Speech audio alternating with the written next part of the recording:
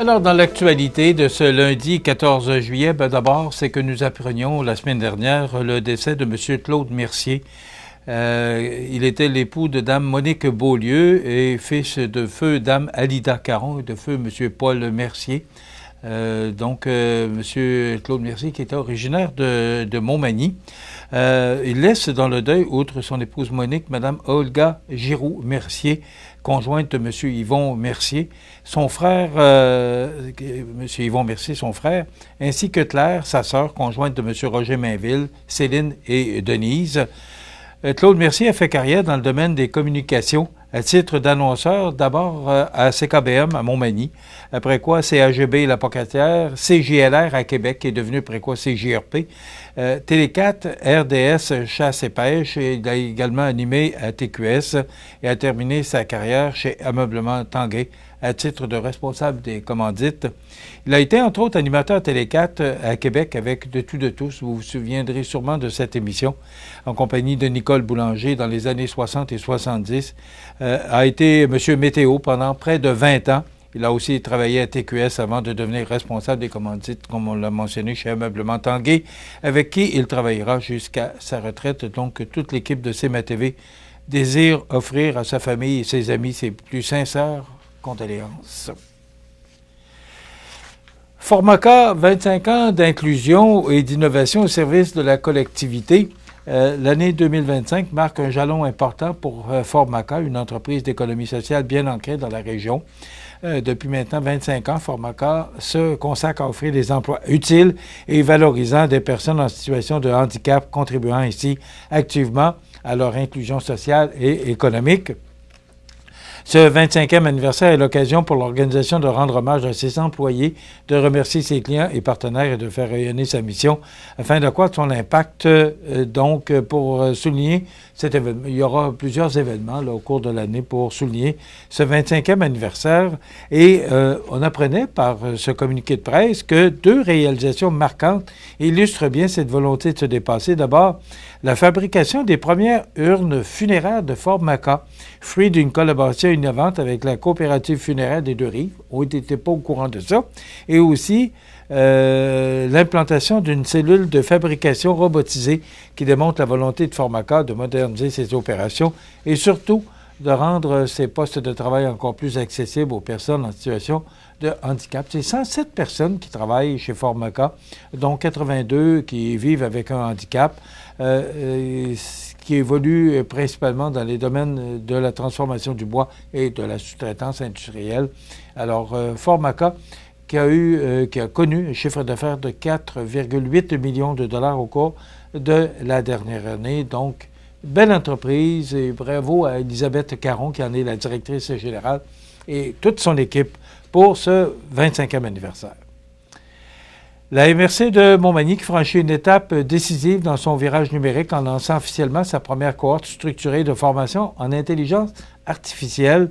Donc, le 10 juillet dernier, c'est 34 participants issus des 14 municipalités du territoire, ainsi que des services internes de la MRC qui ont pris part à cette journée marquante pour le développement collectif régional. Dans la foulée de sa vision stratégique, la MRC affirme clairement sa volonté de faire de l'intelligence artificielle un levier concret au service des municipalités, des citoyens et de l'efficience organisationnelle. Donc, c'est une nouvelle façon de travailler avec l'informatique. C'est quand même très accessible et aussi extrêmement efficace que l'intelligence artificielle. Donc, au cœur de cette démarche se trouve Ben. C'est un nouvel agent virtuel développé spécialement pour la MRC. Cet outil numérique, dans lequel plus de 60 000 $ ont été investis, viendra appuyer le travail des inspecteurs municipaux et de l'inspectrice régionale dans la gestion des cours d'eau, améliorant ainsi la productivité et la rapidité des réponses aux demandes citoyennes. Donc, les services administratifs comme le secrétariat, les communications et le développement bénéficieront eux aussi de nouveaux outils numériques qui pourront être déployés progressivement dans les municipalités intéressées. Alors, il faut réaliser là, que c'est un tout nouvel outil très innovant que cette façon de travailler avec l'intelligence artificielle, aussi à compter du 3 septembre, il y aura des dîners IA, intelligence artificielle, des rencontres mensuelles favorisant les échanges entre collègues, le partage de bonnes pratiques et la montée en compétences continue. Donc, attendez-vous qu'au cours des prochains mois et prochaines années, vous allez entendre parler beaucoup de cet outil très efficace qu'est l'intelligence artificielle. Les pompières et pompiers du Québec sont appelés à intervenir dans des environnements variés, notamment près ou sur des plans d'eau.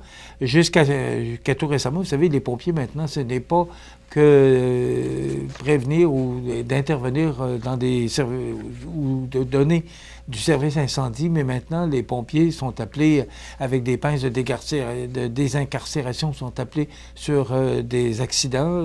Ils sont appelés à intervenir dans beaucoup de cas, entre autres, pour justement intervenir sur des plans d'eau.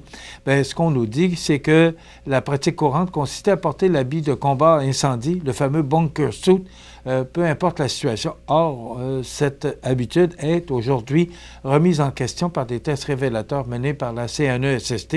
Donc, dans le cadre de travaux rigoureux réalisés en collaboration avec 3 pompiers du service de protection contre l'incendie de la Ville de Québec, la Commission des normes de l'équité, de la santé et de la sécurité du travail a démontré les limites importantes de ces habits.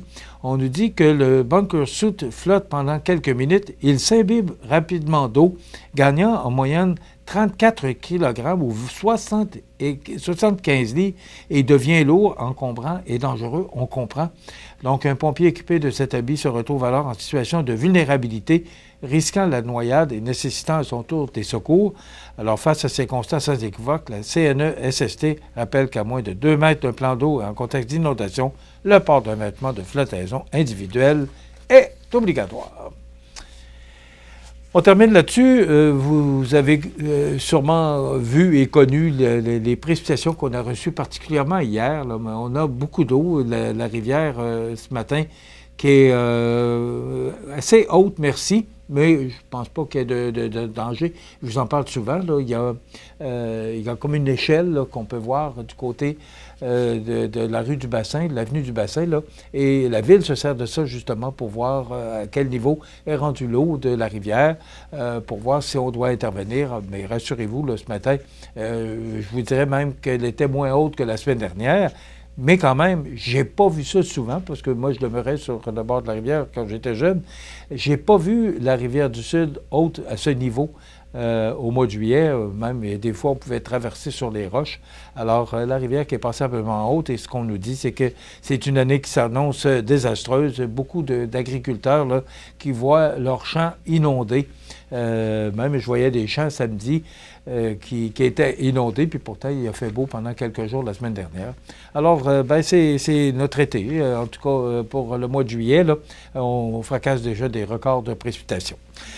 Ben voilà, c'est déjà tout pour cette émission du 14 juillet. Demain, chronique financière avec Étienne Chaput de Desjardins, qui est conseiller en gestion du patrimoine. Et Elia Martineau d'Alloprof sera avec nous. C'est ce qu'on vous propose comme menu. Je vous souhaite de passer une excellente journée. À demain.